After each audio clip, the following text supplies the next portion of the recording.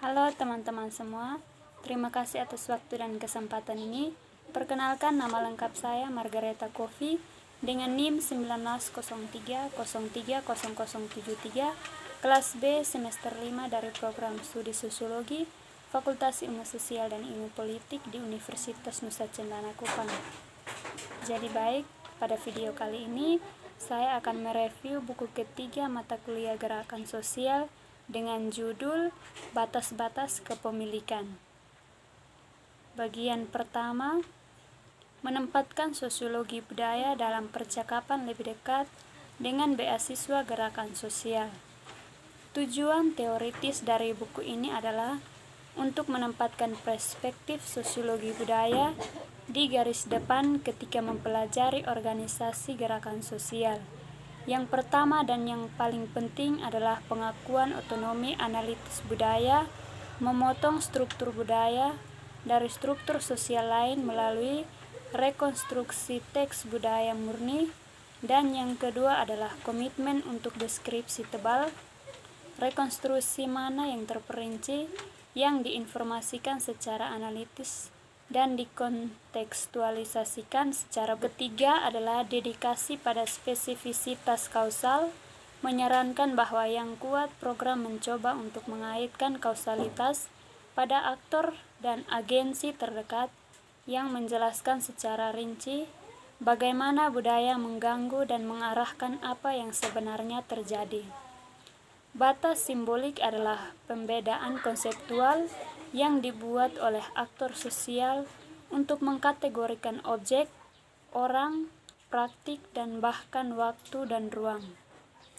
Mereka sebagai alat di mana individu dan kelompok berjuang untuk mencapai kesepakatan berdasarkan definisi realitas.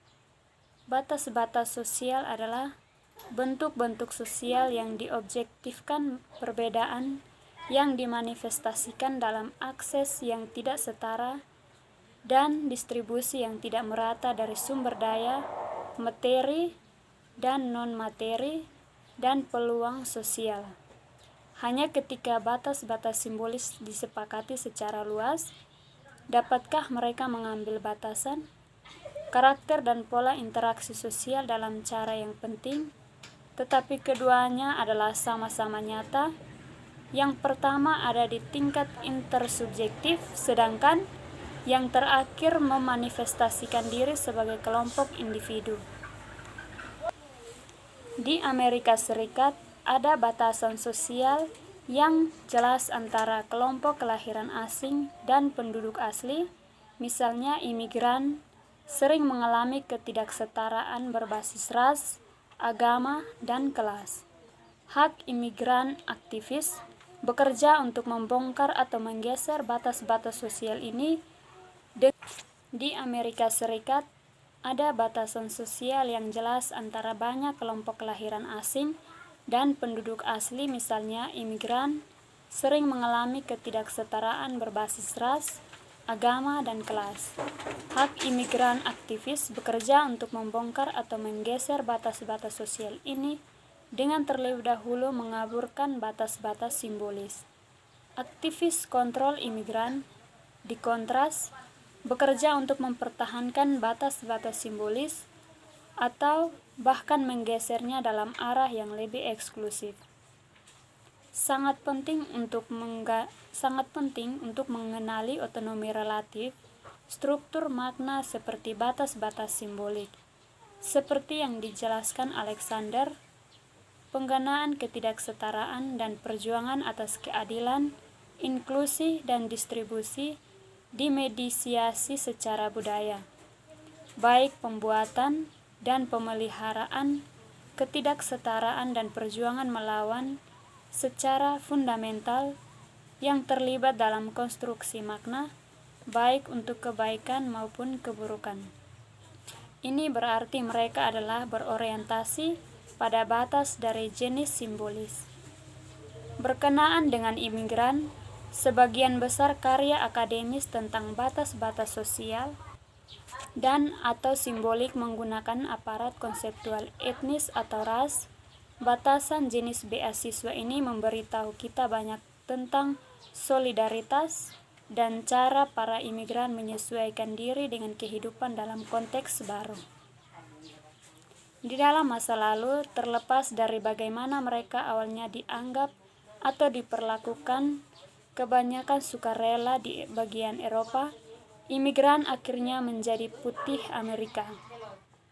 Sebagai agen sosial, mereka menantang batas-batas yang ada dengan meniru dan mengikuti arus utama, berhasil secara ekonomi, mengadopsi bahasa, adat istiadat, dan etos dari rekan-rekan mereka yang lahir asli dan mendapatkan kewarganegaraan meskipun tidak harus dalam urutan tertentu.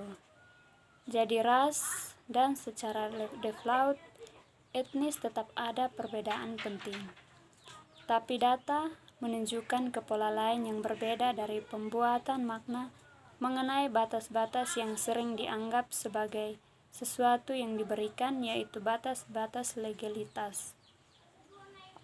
Ilmuwan sosial, termasuk yang berpikiran budaya, meminta hukum teks dan kode secara teratur, tetapi sering tanpa menginterogasi apa yang legal atau aturan hukum yang sebenarnya berarti bagi orang-orang.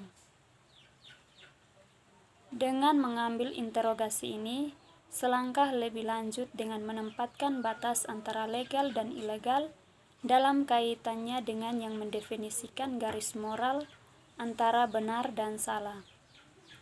Demikian interaksi pekerjaan batas hukum dan moral yang menjadi pusat dari hal yang dimana memiliki karya berbatas-batas simbolis, membawa sosiologi budaya ke dalam percakapan dengan beasiswa gerakan-gerakan sosial. Ini berkontribusi tidak hanya untuk semakin banyak pekerjaan yang telah memanfaatkan perspektif program kuat untuk mempelajari gerakan sosial. Yang berikut, budaya dalam kajian gerakan sosial.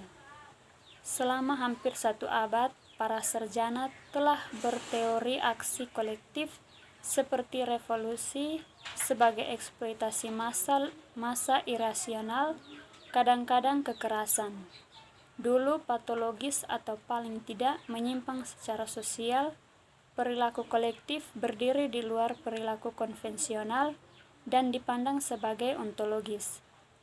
Berbeda dari tindakan individu, bahkan sebagai kolektif, teori perilaku tumbuh lebih canggih pada tahun 1950-an dan tahun 1960-an dan berfokus pada struktur sosial yang terfragmentasi daripada pantologis individu.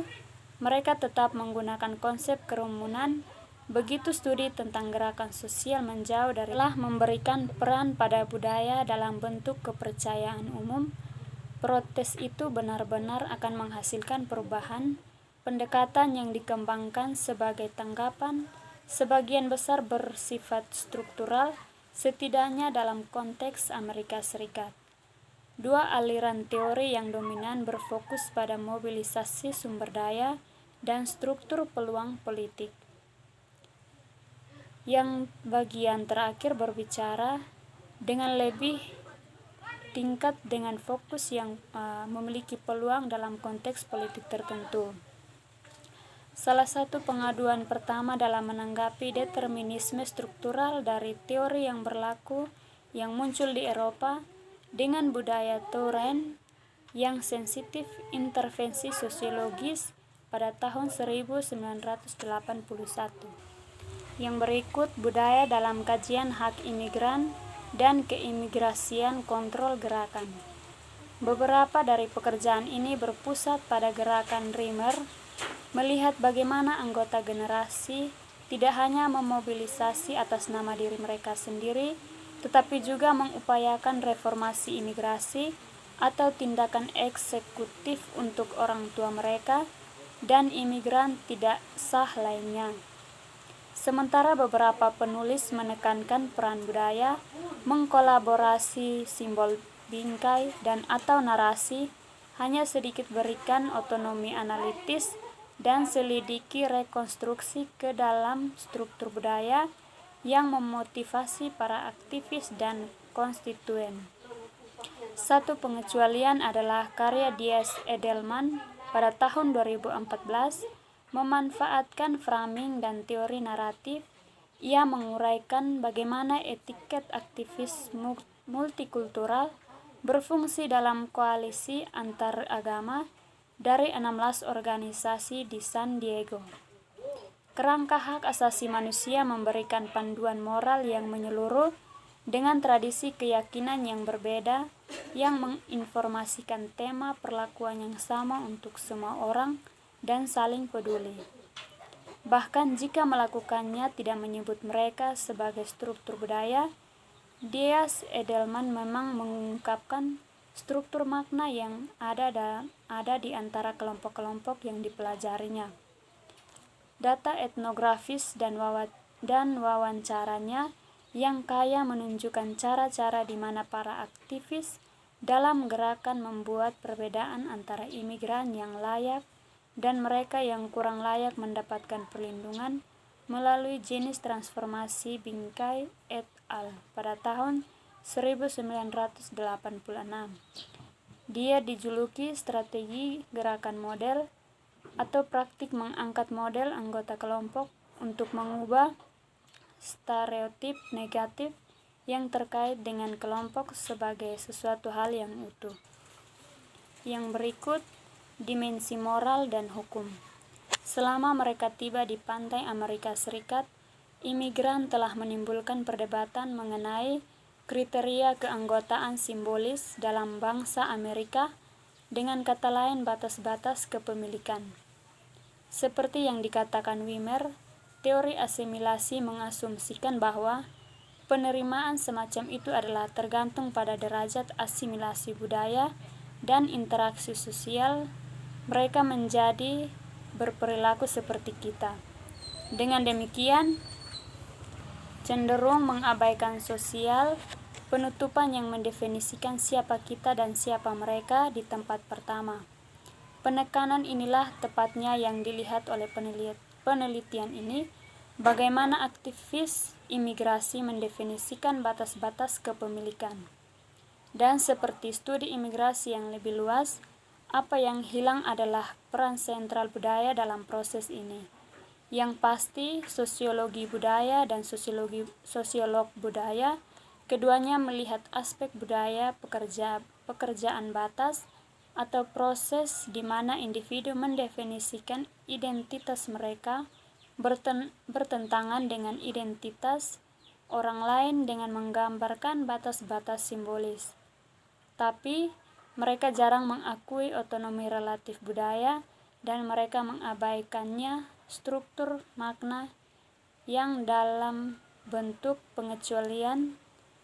Dan selanjutnya seperti yang terlihat di bagian atas, sehubungan dengan imigran, para sarjana biasanya fokus pada batas-batas etnis dan ras. Dalam membangun beasiswa ini, dengan menambahkan batas-batas moral dan hukum ke dalam campuran, dimensi yang menurut saya sangat penting untuk memahami batas-batas kepemilikan yang berkaitan dengan orang asing lainnya. Sisa dari bagian ini menyoroti studi yang melihat moral dan batas-batas hukum, baik secara eksplisit maupun implisit. Terima kasih.